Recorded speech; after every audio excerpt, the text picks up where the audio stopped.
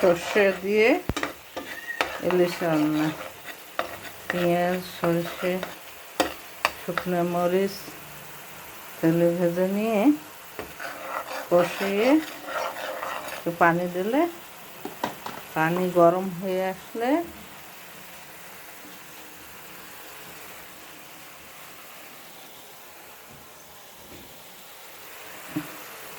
তারপরে ইলিশ ঢেলে দিতে হবে।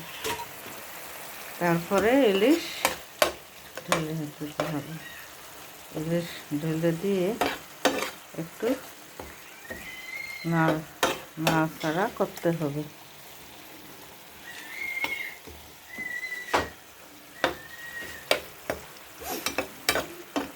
দিলেই শুকনো মরিচ, পাকা মরিচ গোটাল গোটাল তেলে ভেজে নিয়েছি।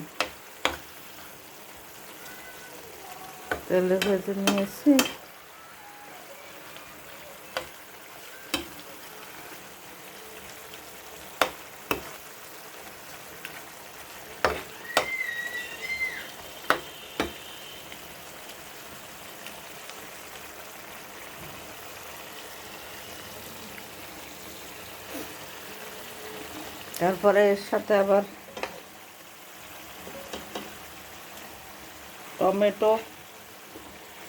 টমেটো দিয়ে দিচ্ছি। তেলে ভেজে রেখেছিলাম টমেটো, এই যে গোটাল গোটাল টমেটো তেলে ভেজে রেখে দিয়েছিলাম। এই যে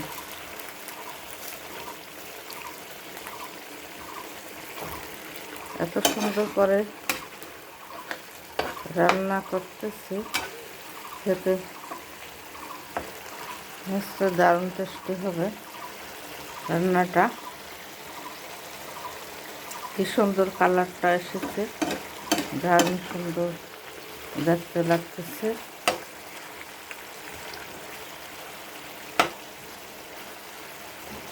ইলিশ টমেটো দিয়ে ইলিশ মাছ রান্না, এর সাথে আবার সর্ষে, যাকে বলে সর্ষে ইলিশ, এর সাথে একটু টমেটো গোটা তেল ভেজে দারুণ টেস্টি লাগে। এই যে দিয়ে রেখেছি মাছ, যতই নাড়াচাড়া করি না কেন একটু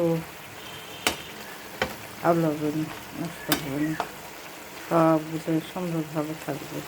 দেখুন কি সুন্দরভাবে থাকছে।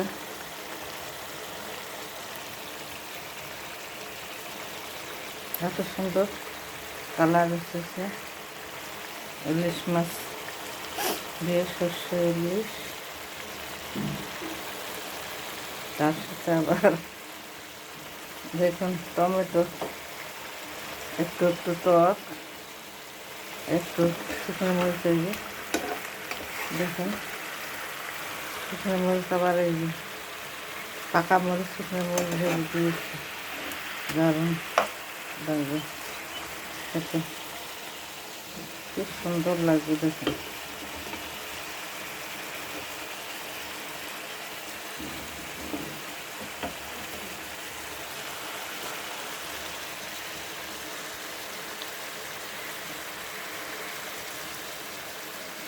দারুণ টেস্টি লাগবে,